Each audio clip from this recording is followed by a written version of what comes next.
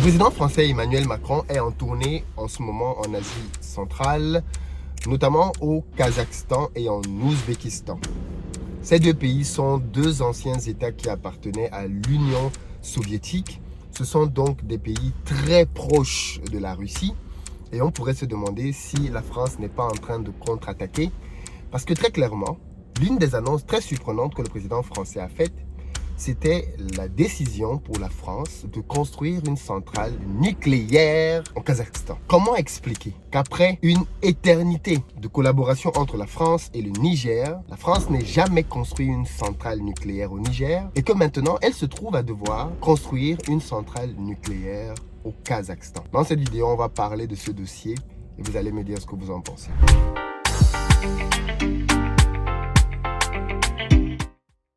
Salut à toi, bienvenue sur ma chaîne, moi c'est Philippe Simo et ici je te parle de business parce que c'est avec ça qu'on va développer notre continent. Donc si tu es nouveau, abonne-toi et partage les vidéos.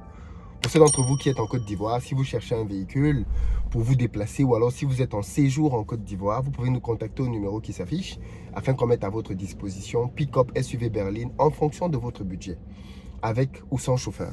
Si vous cherchez plutôt un appartement de bon standing, proche de toutes les commodités, là aussi on a ce qu'il vous faut.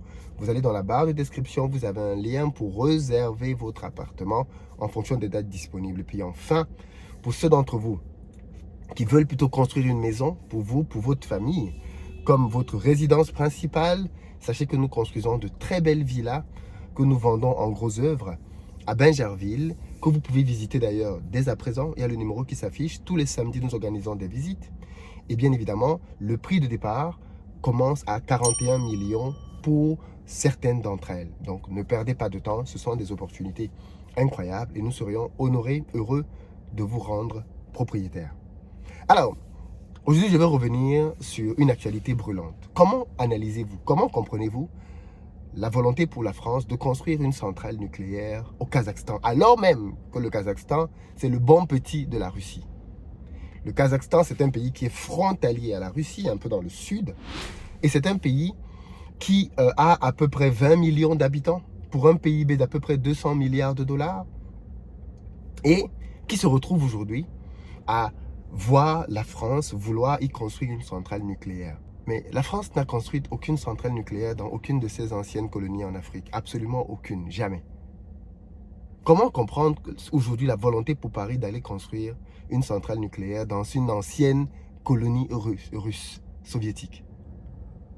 On laisse le Mali, on laisse le Burkina, on laisse le Niger, dans lequel on extrait de l'uranium, pour aller construire une centrale au Kazakhstan. Comment expliquer ça?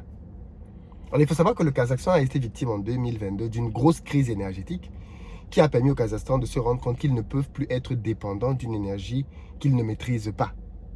Le pétrole, le carburant. Donc, ils ont décidé qu'ils devaient se pencher sur le fossile qu'ils avaient, l'uranium, et que le monde entier leur enviait. Parce qu'il faut le préciser, le Kazakhstan est le premier producteur d'uranium au monde, avec quasiment 43% de la production mondiale. Mais pour ce qui est de la France, en 2022, le premier pays vers lequel la France a acheté de l'uranium, c'est le Kazakhstan, avec à peu près 17 000 tonnes. Mais le deuxième, c'est le Niger, avec à peu près 16 000 tonnes. Donc la France achète beaucoup d'uranium au Kazakhstan. Et je pense que le troisième ou le quatrième dans cette liste, c'est la Namibie. Donc c'est pour vous dire, la France achète beaucoup d'uranium en Afrique. Et le rôle du Niger est prépondérant dans ce game. Comment donc expliquer que le Niger n'ait jamais eu les mêmes facilités, les mêmes avantages, qu'on n'ait jamais construit une centrale nucléaire aussi pour éclairer les Nigériens? Comment comprendre qu'un pays qui a autant d'uranium se retrouve à être à la merci de son voisin nigérien? Parce que quand la crise a commencé entre les autorités nigériennes et de Tinubu, autant pour moi, Tinubu a menacé et a exécuté sa menace consistant à mettre le Niger dans le noir. Parce que plus de 75% de l'énergie du Niger vient du Nigeria, le gros voisin.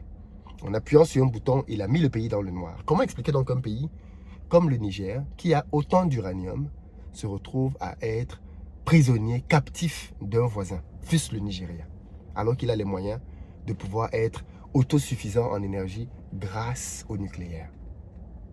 Quand on analyse, j'ai envie de penser que ce n'est pas par amour pour le Kazakhstan.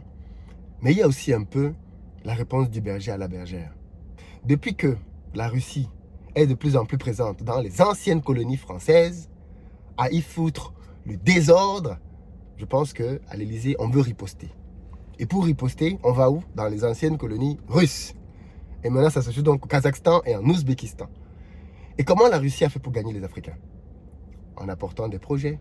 Aujourd'hui, par exemple, on sait que le Burkina, petit Burkina, va avoir une centrale nucléaire. Petit dans le sens, ce n'est pas un géant économique.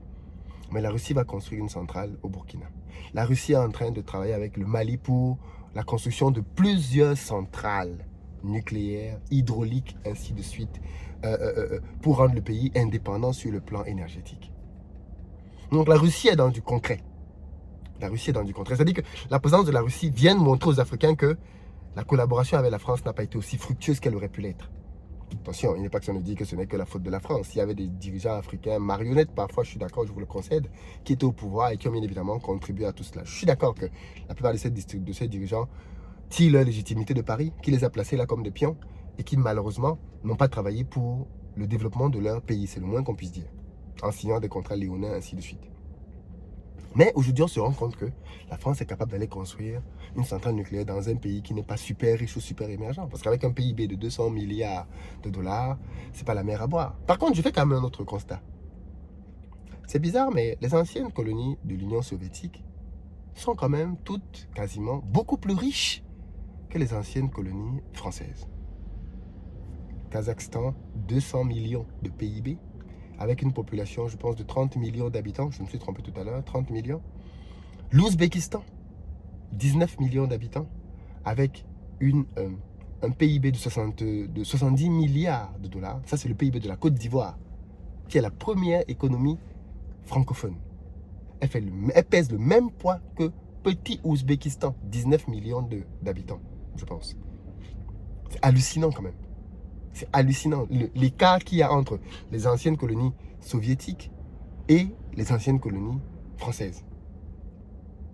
Je note aussi que, alors même que le président français organise des déplacements au Kazakhstan, en Ouzbékistan, il n'y a personne en Russie qui est en train de faire des communiqués incendiaires pour dire que la France, c'est un pays irresponsable, que la France vient pour pouvoir coloniser l'Ouzbékistan, que la France veut déstabiliser la région. Par contre, on a entendu les dirigeants français et même jusqu'au président de la République dire que la Russie est une puissance déstabilisatrice en Afrique. Que la Russie veut du mal aux Africains, comme si les Africains ne sont pas capables par eux-mêmes de juger de qui est un bon partenaire pour eux ou pas, avec qui ils peuvent faire du business ou pas, comme s'ils avaient besoin que ce soit de Paris qu'on leur dise qui est bien et qui n'est pas bien.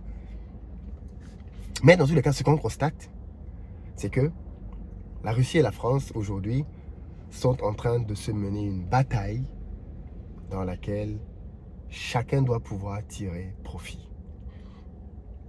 Aux pays africains de savoir tirer profit donc de cette guerre-là pour obtenir le maximum de contrats, le maximum d'autonomie, le maximum de business, parce qu'à la fin de la journée, c'est ça qui est important, pour développer le Niger, le Mali, le Burkina et tous les autres pays. Mais, de l'autre côté, on voit bien que le Kazakhstan joue un jeu très propre. Il voit bien que la France commence à s'intéresser. Boum, on veut une centrale. Et la France dit, ok, avec EDF, on peut vous accompagner là-dedans.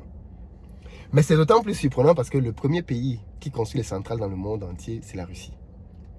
Comment comprendre que le bon petit de la Russie, le Kazakhstan, attention, entre le Kazakhstan et la Russie, la relation est très bonne, très très bonne. Ce n'est pas des pays qui sont en froid. C'est pas comme là maintenant où on peut dire que entre le Niger et la France, ils sont en froid, donc le Niger va aller chercher la Russie. Non, pas du tout. Entre le Kazakhstan et la Russie, la relation est bonne, vraiment bonne.